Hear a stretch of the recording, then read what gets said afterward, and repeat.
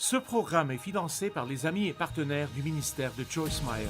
Donc c'est très simple, vous l'utilisez ou vous le perdez. Dans l'économie de Dieu, si vous n'utilisez pas ce que Dieu vous a donné, il demandera à quelqu'un d'autre de faire ce que vous auriez eu l'opportunité de faire. Chacun de vous est dans le ministère.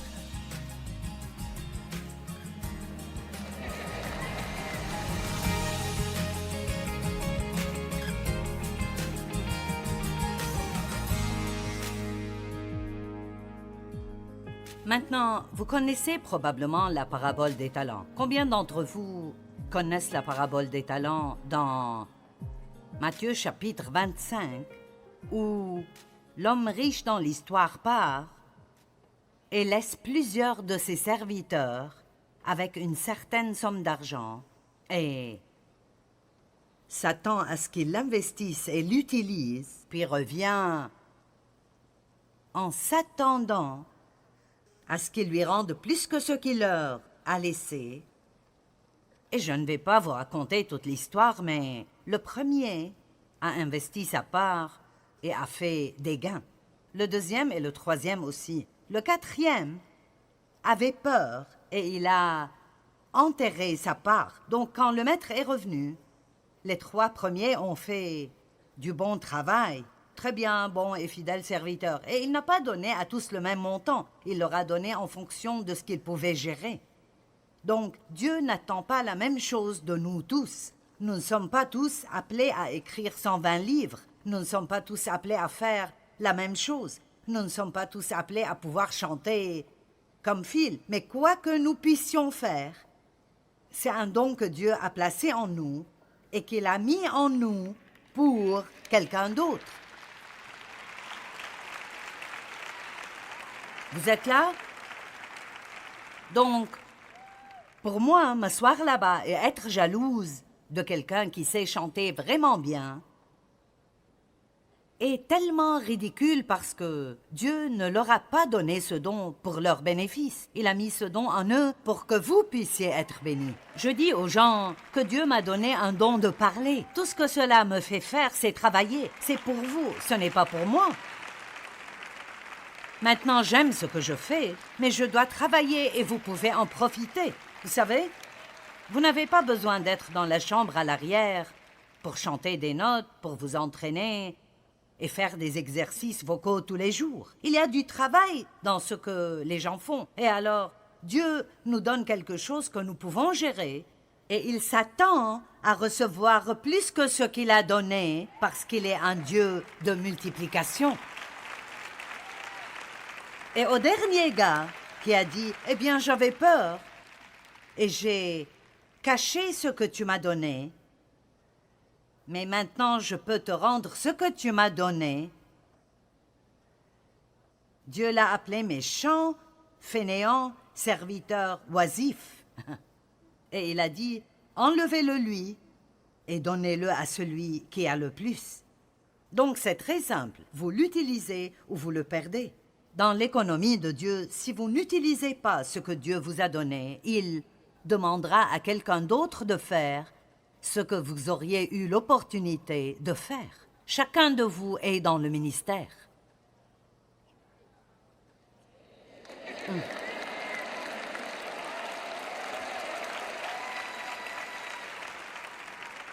Je vous annonce maintenant que chacun de vous, si vous êtes croyant, vous êtes ordonné pour le ministère.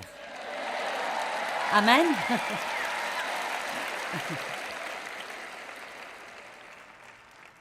Parlons de la malédiction d'être occupé. Combien sont trop occupés? Allez, ne vous cachez pas, voyons voir. Quand l'une de mes petites filles avait 8 ans, elle a maintenant 18 ans et elle est en fait ici.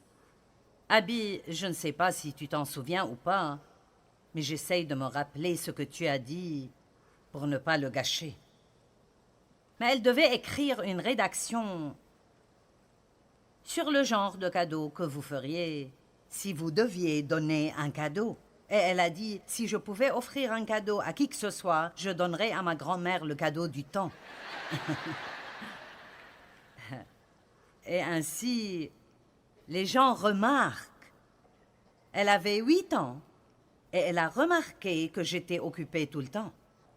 Ne soyez pas si occupés à être occupés que vous n'avez pas le temps de vous consacrer aux choses les plus importantes de votre vie. Ne mettez pas votre enfant devant la télévision, parlez-lui.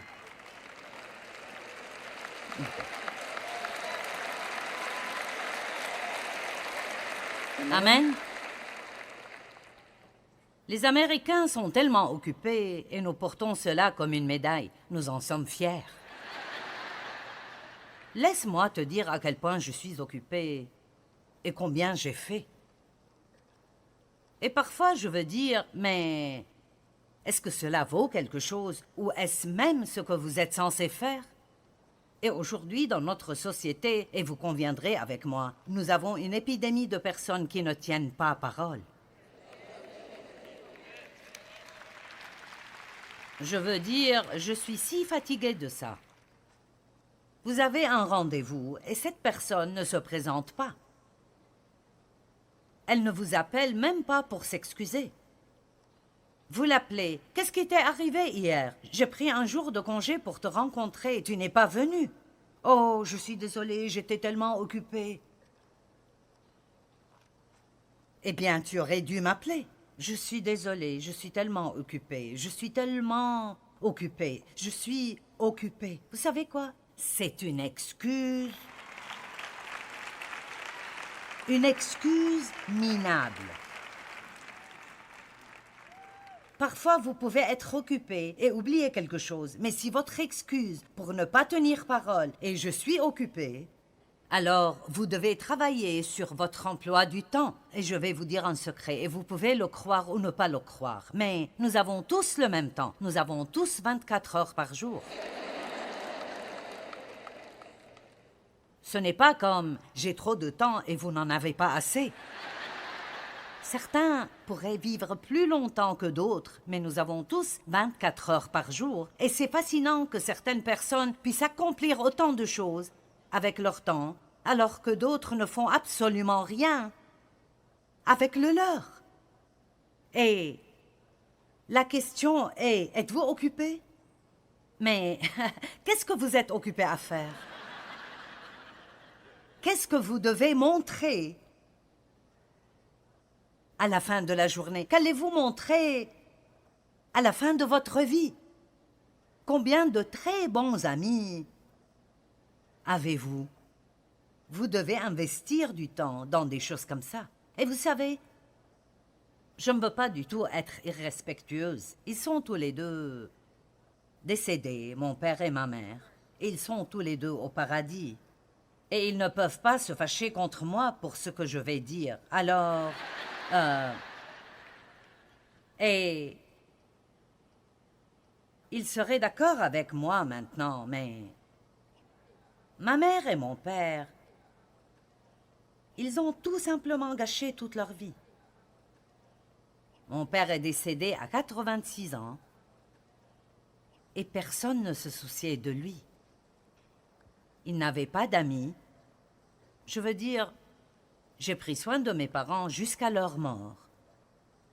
Et nous avons essayé de les traiter correctement. Mais à cause du changement dans ma vie, ce n'était jamais vraiment comme si j'avais de vrais parents. Et j'avais un frère qui a fini par se suicider à cause de la drogue et de l'alcool. Et en fait, ils ne pouvaient pas prendre soin d'eux-mêmes. Ils étaient malades. La vie est un don de Dieu. Et chaque jour que vous avez est un don et il est précieux. Et quand je dis de ne pas le gaspiller, je ne dis pas que vous devez travailler tout le temps. Et nous devons apprendre le rythme de Dieu et discerner et ressentir ce que vous devez faire et quand, sans vous laisser guider par vos émotions et sentiments. Parce que si vous savez qu'il y a le désordre à la maison et vous devez rester chez vous quelques jours pour tout nettoyer, Vous ne pouvez pas vous émouvoir à chaque fois que quelqu'un vous appelle et vous demande de sortir. Il faut pouvoir dire non, rester concentré et accomplir les tâches qui s'imposent. Mais il y aura aussi des moments où vous voudrez travailler toute la journée et j'ai un problème comme celui-ci. La meilleure chose à faire serait de ne pas travailler du tout et de rester en pyjama et de regarder des films toute la journée. Et ce n'est pas une perte si vous en avez besoin. Mais si vous le faites tous les jours... Là, il y a un petit problème. Donc, nous devons avoir une vie équilibrée, mais juste être occupés. Voici ce que j'allais vous dire. Consacrez votre temps à ce qui est vraiment important pour vous. Si quelque chose est vraiment important pour vous, alors vous trouverez le temps de le faire.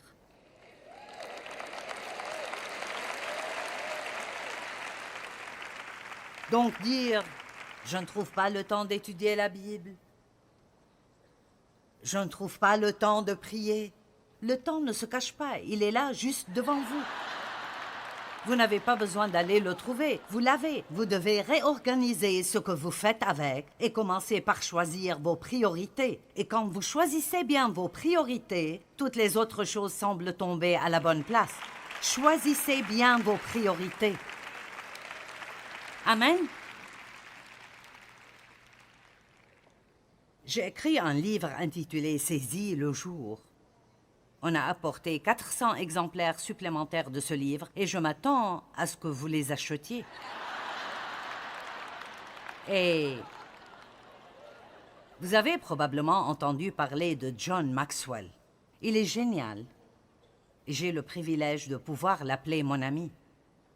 Et il a dit que nous devrions mettre 80% de notre temps dans les premiers 20% de nos points forts. La plupart des gens perdent leur temps à essayer de renforcer leurs faiblesses et ne s'améliorent vraiment que très peu, peu importe les efforts qu'ils déploient, tout en ignorant le développement de leurs points forts et des domaines dans lesquels ils pourraient véritablement exceller. Si tout est prioritaire pour nous, alors rien n'est prioritaire et nous menons une vie confuse et frustrée. Certaines personnes essayent de tout faire pour ne rien faire vraiment bien.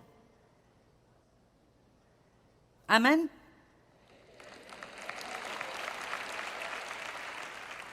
Peter Drucker a dit « Rien n'est plus inutile que de faire efficacement ce qu'il ne faut pas faire du tout. »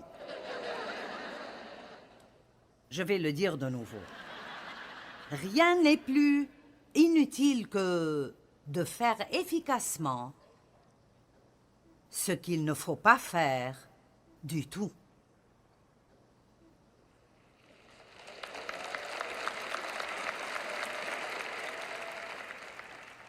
Maintenant,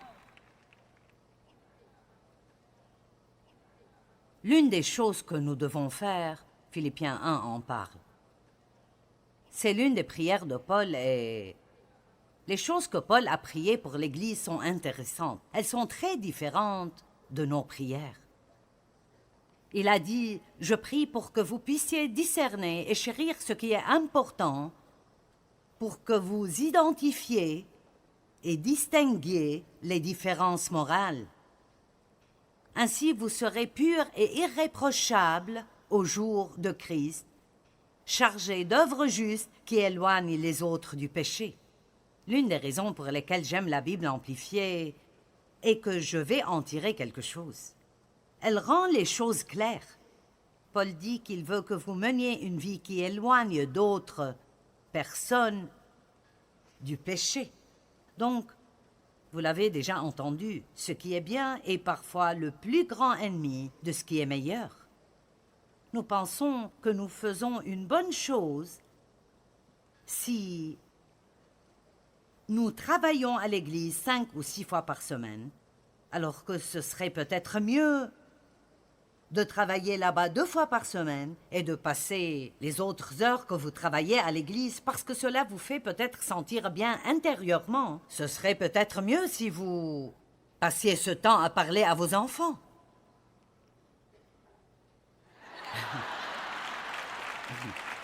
Ainsi, ils n'essayeront pas d'apprendre tout ce qu'ils veulent apprendre sur l'Internet. Et puis, vous vous mettez en colère contre eux à cause de leur attitude. Allez.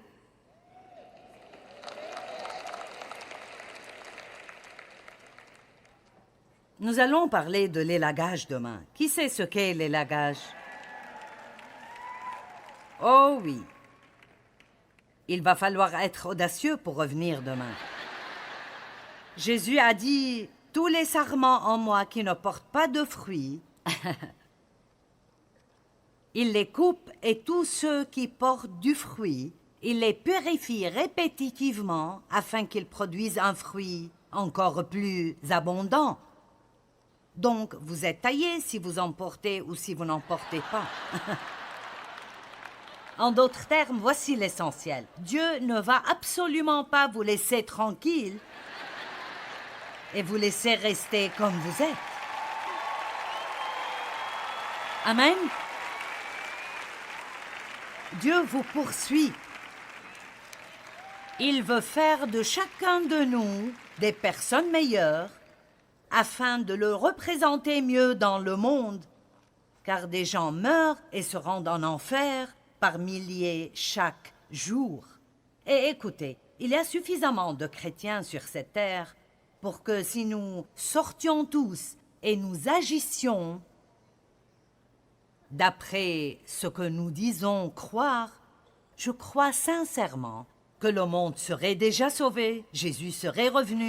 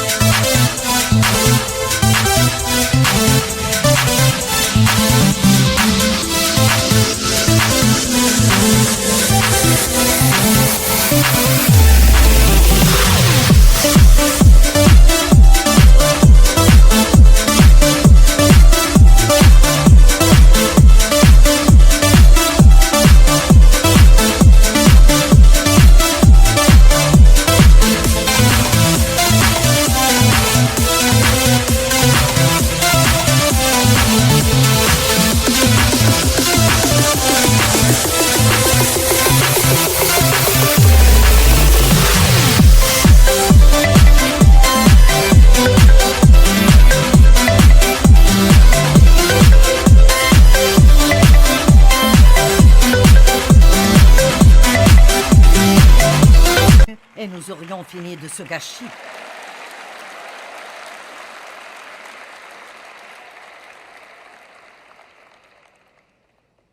Ne rentrez pas chez vous en faisant ce que vous faisiez.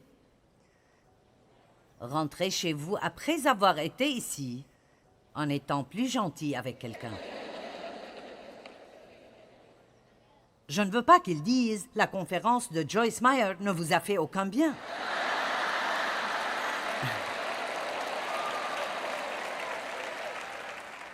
Je veux qu'ils voient un tel changement en vous que l'année prochaine, ils vous prieront d'y aller. Vas-y, s'il te plaît. L'élagage signifie de couper les parties mortes. Dieu ne s'intéresse pas aux choses mortes. Amen. Le gars que Jésus a appelé a dit, « Eh bien, laisse-moi enterrer mes parents. » Et Jésus a dit, « Laisse les morts ensevelir leurs morts et suis-moi. » Allez, quel genre de choses mortes avez-vous dans votre vie? Des choses qui absorbent votre temps et ne portent aucun bon fruit du tout? Chacun de vous, et je m'inclus aussi, si nous voulons vraiment être honnêtes concernant ce que nous faisons avec notre temps, tout le monde ici peut trouver le temps de faire les choses importantes, comme passer du temps avec Dieu, connaître sa parole, développer de bonnes relations avec les gens. Toutes ces choses sont plus importantes que de gagner de l'argent. Elles le sont. Et nous passons tellement de temps à essayer de gravir les échelons du succès. Ne passez pas toute votre vie à faire cela pour réaliser à la fin que votre échelle n'est pas à la bonne place. Que vous avez ce que vous vouliez, mais ce n'est pas ce que vous vouliez après tout. Ne soyez pas juste occupé. Assurez-vous de porter de bons fruits. Soyez déterminé. Que quand vous aurez 90 ans, vous ne regarderez pas en arrière et n'aurez pas que des regrets. J'ai travaillé dur et j'ai traversé beaucoup de choses difficiles. Mais je suis heureuse de le dire et j'espère que beaucoup pourront le dire. Si Jésus me prend ce soir, je laisse un héritage. Je laisse quelque chose qui peut aider les gens pendant des années et des années après ma mort. Et je manquerai à quelqu'un. Amen. Il y a tellement de gens qui meurent et personne ne pense même à eux parce qu'ils n'ont contribué en rien. Ne soyez pas juste quelqu'un qui veut prendre tout. Soyez quelqu'un qui donne partout où vous allez, améliorer la vie de quelqu'un d'autre, ajouter partout où vous allez.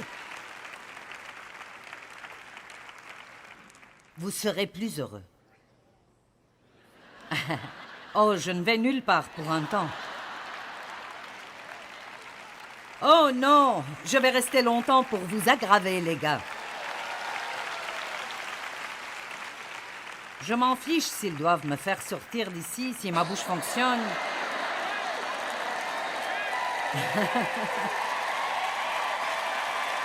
Non. Je ne lâche pas prise. Les gens me demandent tout le temps...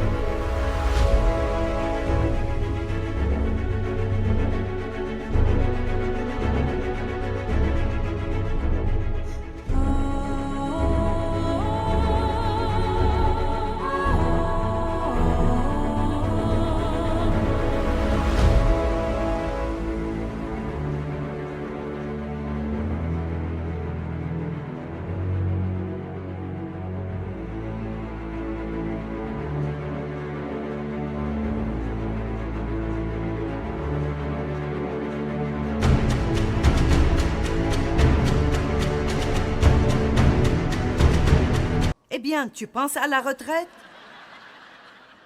Comment prendre la retraite d'un appel sur votre vie? Est-ce que je suis supposée aller devant Dieu et dire « Je vais prendre ma retraite maintenant? Puis-je avoir une pension? » Eh bien... Luc 10, 38...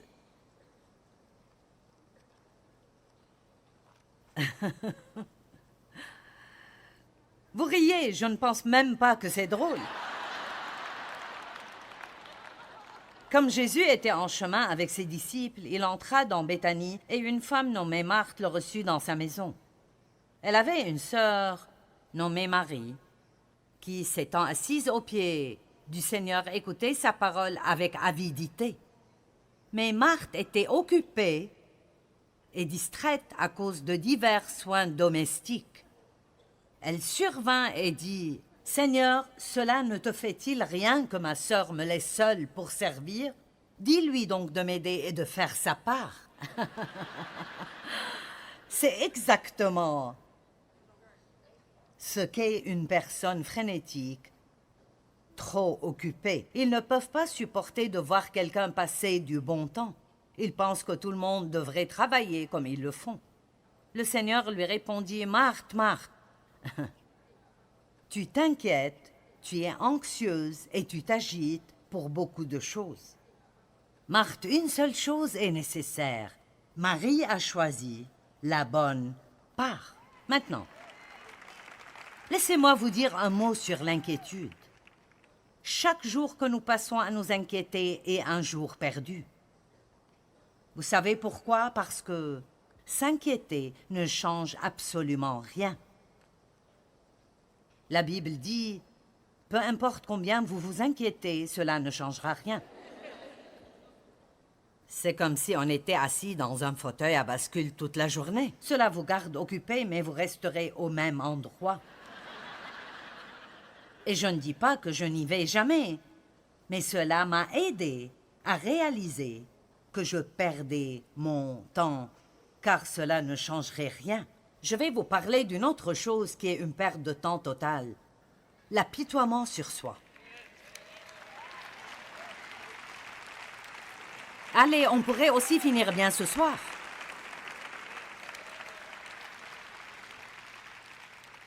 Pauvre de moi, je suis tellement désolée pour moi. Vous pouvez être pitoyable ou puissant, mais vous ne pouvez pas être les deux. Amen. Tant de façons de perdre notre temps. Dieu veut que nous marchions dans la sagesse. Et vous savez ce qu'est la sagesse? Ceci est ma propre définition, mais je pense que la sagesse est de choisir de faire maintenant ce qui vous rendra heureux plus tard. Bien, mais une personne qui ne se maîtrise pas fait ce dont elle a envie, ce qu'elle veut faire ou ce qui la tente le plus fortement. Et si le diable peut continuer à vous faire courir, il peut faire quelque chose, continuer à vous tenter tout le temps. Donc vous devez mesurer le fruit par rapport aux efforts que vous mettez dans les choses. Et si vous faites cela, combien d'entre vous croient que si vous jetez un regard honnête sur votre temps, il y a des choses que vous pourriez facilement enlever? Bon alors, devinez quoi? Si vous restez frustré parce que vous êtes occupé tout le temps, c'est de votre faute. Eh bien, je tiens à vous rappeler à nouveau que la Bible ne dit jamais que nous devons être occupés. Elle dit que nous devons être fructueux.